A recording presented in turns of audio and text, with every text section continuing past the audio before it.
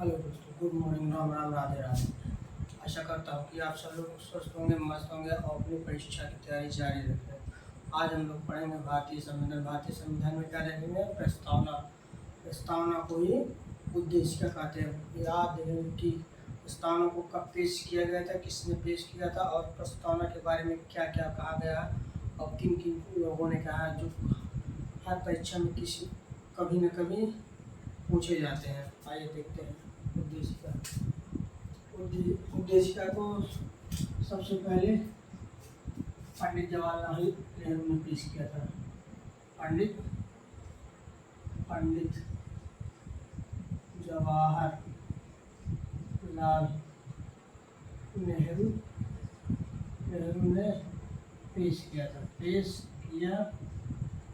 था, जो 13 दिसंबर 1946 को पेश किया गया था। उद्देशिका को ही प्रस्तावना कहा जाता है। प्रस्तावना कहा जाता है। प्रस्तावना प्रस्तावना अमेरिका से लिया गया। अमेरिका से लिया गया है। प्रस्तावना की भाषा ऑस्ट्रेलिया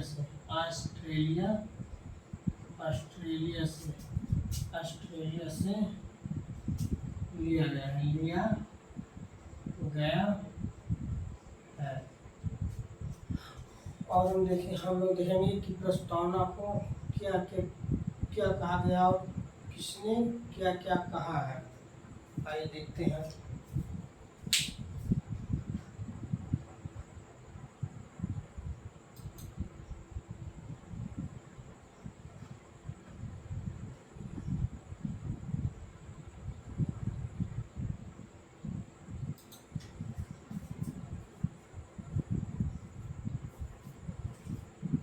आइए सबसे पहले हम लोग देखेंगे प्रस्तावना। जैसे प्रस्तावना में कहा गया कि हम भारत के लोग भारत को एक संपूर्ण प्रभुत्व संपन्न और समाजवादी पंथनिरपेक्ष लोकतांत्रिक गणराज्य बनाने के लिए तथा उसके समस्त नागरिकों को सामाजिक, आर्थिक तथा राजनैतिक न्याय, विचार, अभिव्यक्ति, विश्वास, धर्म एवं उपासना की स्वतंत्रता, प्रतिष्ठा एवं अवसर की समानता प्राप्त करने के लिए तथा उन सब व्यक्ति की गरिमा, राष्ट्र की एकता और अखंडता को सुनिश्चित करने वाली बंधुत्व बढ़ाने के लिए दृढ़ संकल्प होकर अपनी संविधान सभा में आज तारीख 26 नवंबर 1949 को तदत द्वारा इस संविधान को अंगीकृत, अधिनियमित और समर्पित करते हैं। हमारी उद्देशिका को इसी तरह से मतलब बताया गया संविधान में। आइए देखते हैं उद्देशिका के बारे में और क्या क्या कहा गया है। जैसे देखिए प्रस्तावना के बारे में प्रमुख बातें।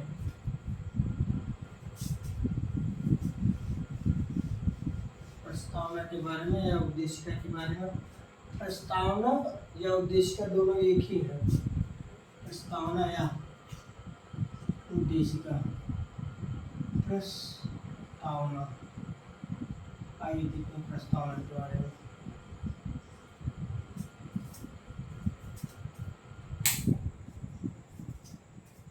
प्रस्तावना को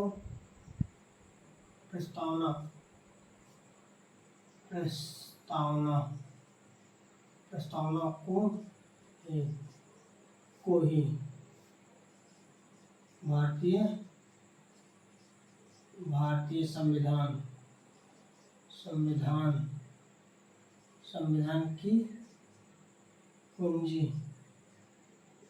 कहा जाता है। प्रस्तावना को भारतीय संविधान की कुंजी कहा जाता है, कुंजी कहा जाता है। और फिर देखेंगे प्रस्तावना में, प्रस्तावना में संविधान के अधीन, प्रस्तावना में संविधान के अधीन समस्त, प्रस्तावना में संविधान के अधीन समस्त शक्तियों को केंद्र बिंदु और समस्त शक्तियों को केंद्र बिंदु और केंद्र बिंदु या स्रोत में, केंद्र बिंदु या स्रोत में भारत के लोग ही हैं।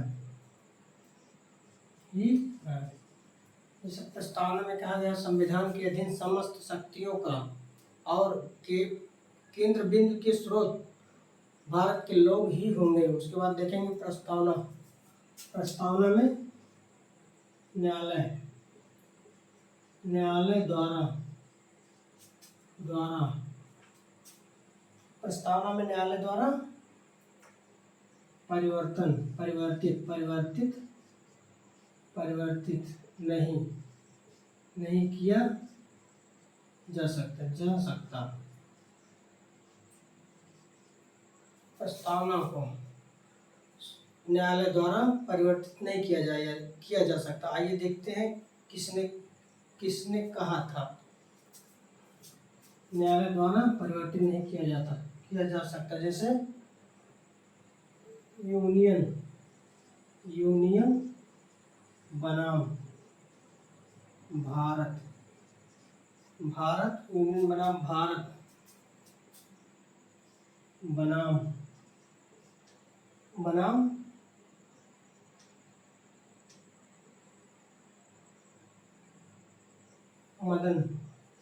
मदन गोपाल के निर्णय 1957 में कहा गया था। यूनियन बनाम इंडिया बनाम मदन गोपाल निर्णय में 1957 में कहा गया था कि न्यायालय द्वारा प्रस्तावना में कोई परिवर्तन नहीं किया जा सकता। इसके बाद देखेंगे बेरूवाड़ी बनाम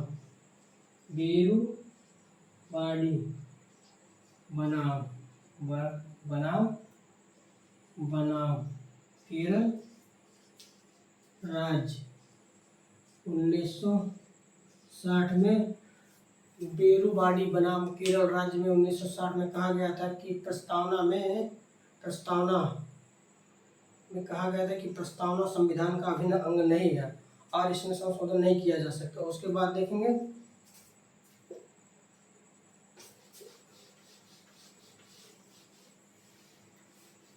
उसके बाद हमारा था केशवानंद भारती बनाम केशवानंद भारती बनाम राज्य 1973 में। उसके बाद कहा गया था केशवानंद भारती बनाम 1973 में कहा गया था कि प्रस्तावना संविधान का अंग है और इसमें संशोधन किया जा सकता है और प्रस्तावना को संविधान का मूल ढांचा बताया गया है। उसके बाद देखेंगे हम लोग प्रस्तावना में कौन कौन से शब्द जोड़े गए थे। आइए देखते हैं। प्रस्तावना में 42वें संविधान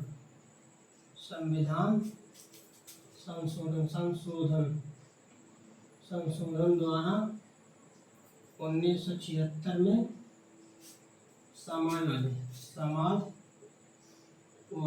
समाजवादी समाज 42वें संविधान संशोधन 1976 के द्वारा समाजवादी, पंथ निरपेक्ष और राष्ट्र की अखंडता शब्द जोड़ा गया था।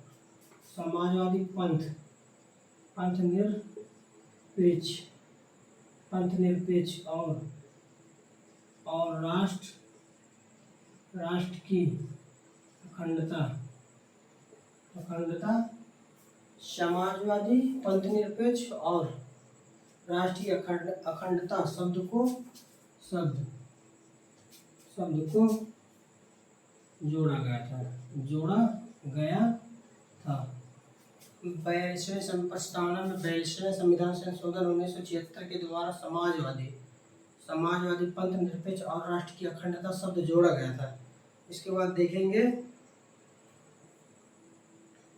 प्रस्तावना में भारत को क्या क्या कहा गया है और क्या घोषित किया गया है। जैसे देखेंगे प्रस्तावना में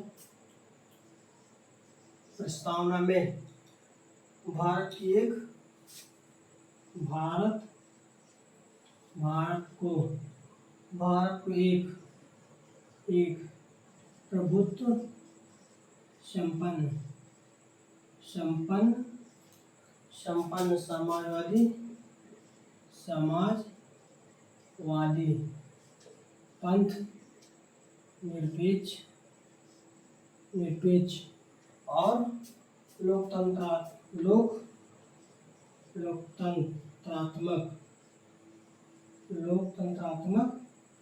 लोकतंत्रात्मक गणराज्य के रूप में घोषित किया गया था।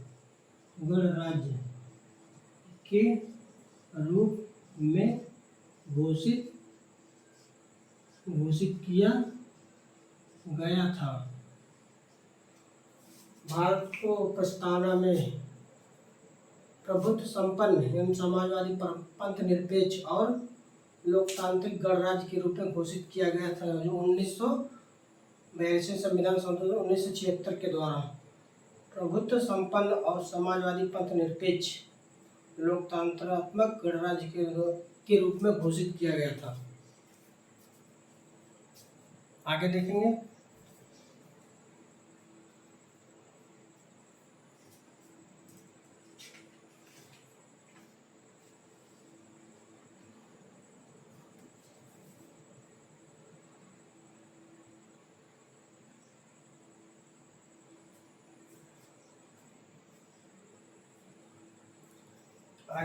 और प्रस्तावना के बारे में क्या क्या कहा गया है।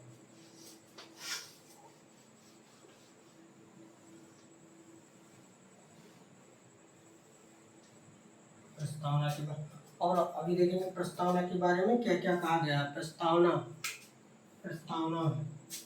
में संशोधन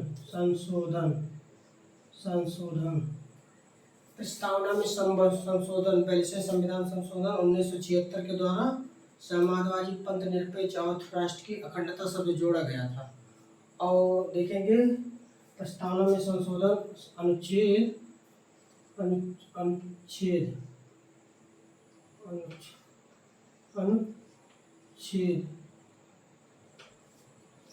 प्रस्तावना में अनुच्छेद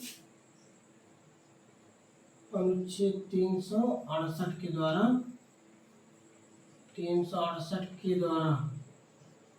द्वारा प्रस्तावना या संविधान में संशोधन कर सकती है। प्रस्तावना में संशोधन संसद आर्टिकल 368 के तहत संशोधन कर सकती है और यह संशोधन कर सकती है। उसके बाद देखेंगे पंथ निरपेक्ष शब्द का मतलब होता है कि भारत राज्य में कोई भी पंथ या धर्म नहीं होगा।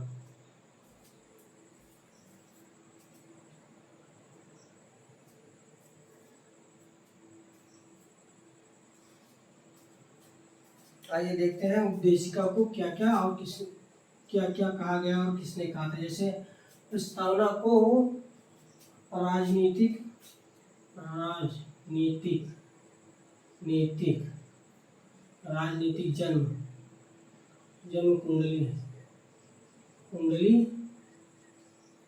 प्रस्तावना को राजनीतिक जन्म कुंडली किसने कहा था? के एम मुंशी द्वारा कहा गया। उसके बाद देखेंगे फिर संविधान की आत्मा संविधान की आत्मा किसने कहा था? अब संविधान की आत्मा किसने कहा था? ठाकुरदास भार्गव ने कहा था। ठाकुरदास भार्गव ने कहा था। उसके बाद देखेंगे कि संविधान का परिचय पत्र किसने कहा था? संविधान का परिचय पत्र प्रस्तावना को संविधान का परिचय पत्र प्रस्तावना को एन.के. पलक्कीवाला द्वारा कहा गया था। एन.के.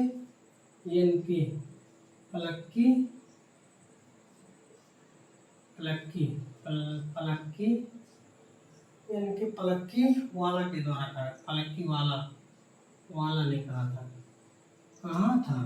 उसके बाद देखेंगे अगला है कि परिचय पत्र किसने कहा था? भारतीय संविधान को परिचय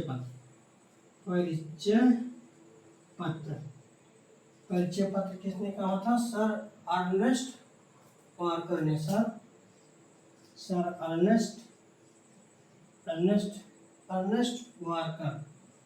वाकर ने कहा था। भारतीय संविधान में अनुच्छेद 368 के तहत प्रस्तावना में संसद संशोधन कर सकती है और ये संशोधन साधारण विधेयक के द्वारा किया जाता है। प्रस्तावना को राजनीतिक जन्म कुंडली के मुंशी द्वारा कहा गया था। उसके बाद भारतीय संविधान की आत्मा ठाकुरदास भार्गव द्वारा कहा गया। उसके बाद संविधान का परिचय पत्र एन.के. पलक्कीवाला द्वारा कहा गया था। उसके बाद परिचय पत्र सर अर्नेस्ट वाकर द्वारा कहा गया था। और आगे देखते हैं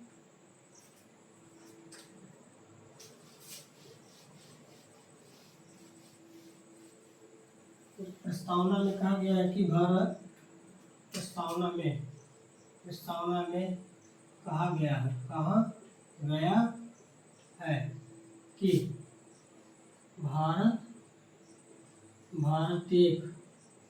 भारत एक पंथ निरपेक्ष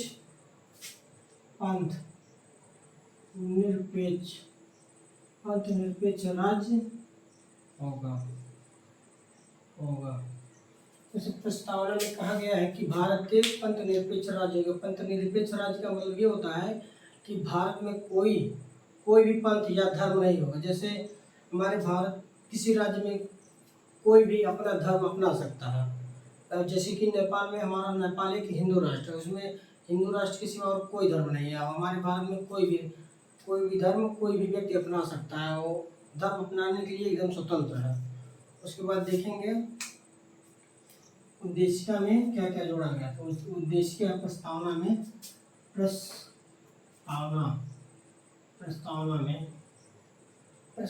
में समाजवादी आर्थिक एवं राजनीतिक न्याय के तत्व समाज प्रस्तावना या उद्देशिका में समाजवादी आर्थिक और राजनीतिक न्याय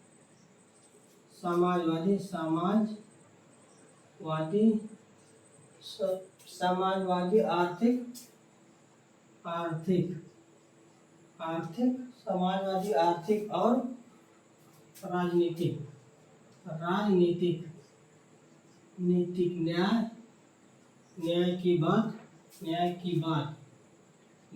की गई है।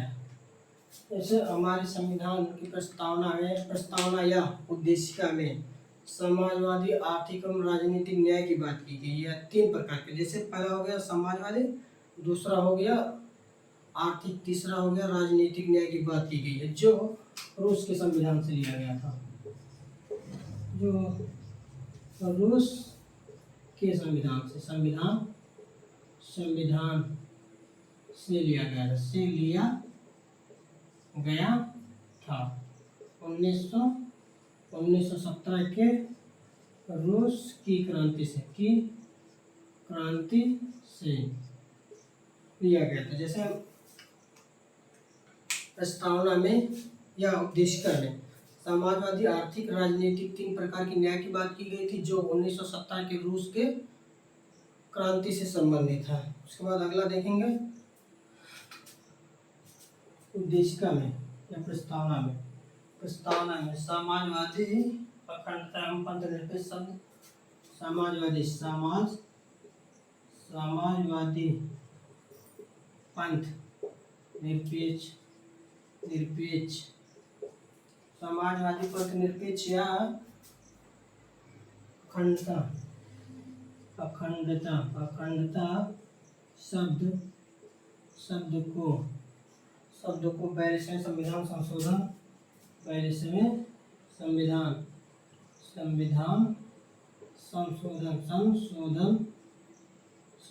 के द्वारा 1976 में जोड़ा गया था। 42वें संविधान संशोधन को भारत का मिनी संविधान संशोधन भी कहा जाता है।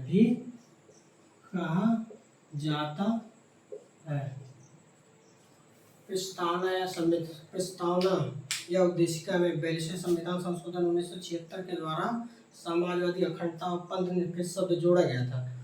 42वें संविधान संशोधन को भारत का मिनी संविधान संशोधन कहा जाता। आइए देखते हैं प्रस्तावना में कितने प्रकार की स्वतंत्रता की बात की गई है।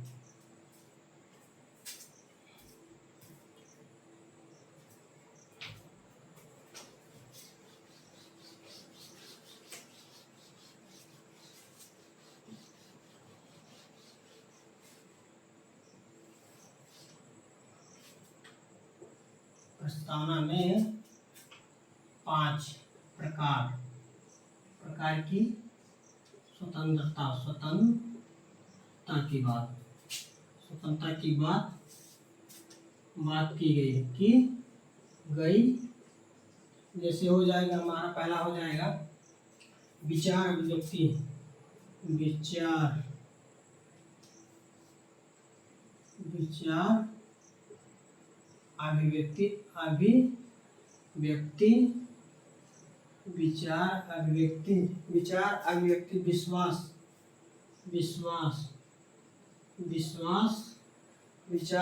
विश्वास एवं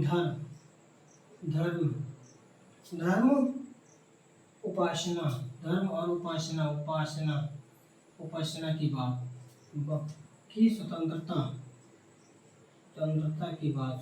की बात।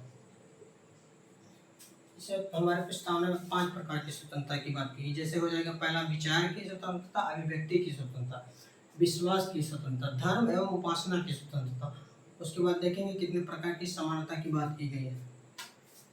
समानता की बात 2 प्रकार, समानता की बात। हमारा पहला हो जाएगा प्रतिष्ठा एवं अवसर की समानता। प्रतिष्ठा और अवसर की समानता। हमारे संविधान या प्रस्तावना में 2 प्रकार की अवसर की बात की गई, जैसे प्रतिष्ठा एवं अवसर की समानता के बारे में। आइए देखते हैं पहला उसको। आइए शुरू में देख लेते हैं प्रस्तावना को क्या कह के हमारे संविधान में लिखा गया। जैसे हो जाएगा हमारा, हम भारत के लोग भारत को एक संपूर्ण प्रभुत्व संपन्न समाजवादी पंथनिरपेक्ष और लोकतंत्रात्मक गणराज्य बनाने के लिए तथा उसके समस्त नागरिकों को सामाजिक, आर्थिक तथा राजनीतिक न्याय, विचार, अभिव्यक्ति, विश्वास, धर्म और उपासना की स्वतंत्रता प्रतिष्ठा एवं अवसर की समानता प्राप्त करने के लिए तथा उन सब व्यक्तियों की गरिमा और राष्ट्र की एकता और अखंडता सुनिश्चित करने के लिए करने वाली बंधुत्व बनाने के लिए दृढ़ संकल्प होकर आज अपनी संविधान सभा में आज दिनांक 26 तारीख 1949 को तहत द्वारा इस संविधान को अंगीकृत अधिनियमित और आत्मसमर्पित करते हैं। उद्देशिका में हमारे संविधान के द्वारा यही कहा, संविधान में सबसे पहले कहा गया कि हम भारत के लोग अर्थात भारत के जितने भी लोग या नागरिक हैं वो सब भारतीय हैं। उसके बाद देखेंगे आज हम लोगों ने पढ़ा कि भारतीय प्रस्तावना में कौन कौन सा शब्द जोड़े गए थे, प्रस्तावना में कब संशोधन किया गया था, संशोधन के बाद प्रस्तावना को क्या क्या कहा गया था। जैसे प्रस्तावना या उद्देशिका को के मुंशी द्वारा राजनीतिक जनपत्री कहा गया। उसके बाद देखेंगे ठाकुर दास भार्गव द्वारा भारतीय संविधान की आत्मा कहा गया है और के पलक्की वाला द्वारा भारतीय संविधान की परिचय पत्र कहा गया और डॉक्टर भीमराव अम्बेडकर के द्वारा संवैधानिक अधिकार आर्टिकल 32 को भारतीय संविधान की आत्मा कहा गया और पंडित जवाहरलाल नेहरू द्वारा आर्टिकल 19 को भारतीय संविधान की आत्मा कहा गया। इस प्रकार आज हम लोगों ने उद्देशिका या प्रस्तावना को कवर किया, जो प्रस्तावना से किसी न किसी परीक्षा में हमेशा पूछे जाते हैं। एक या दो क्वेश्चन किसी न किसी परीक्षा में आते हैं। अगर वीडियो पसंद आए तो लाइक शेयर एंड सब्सक्राइब करना।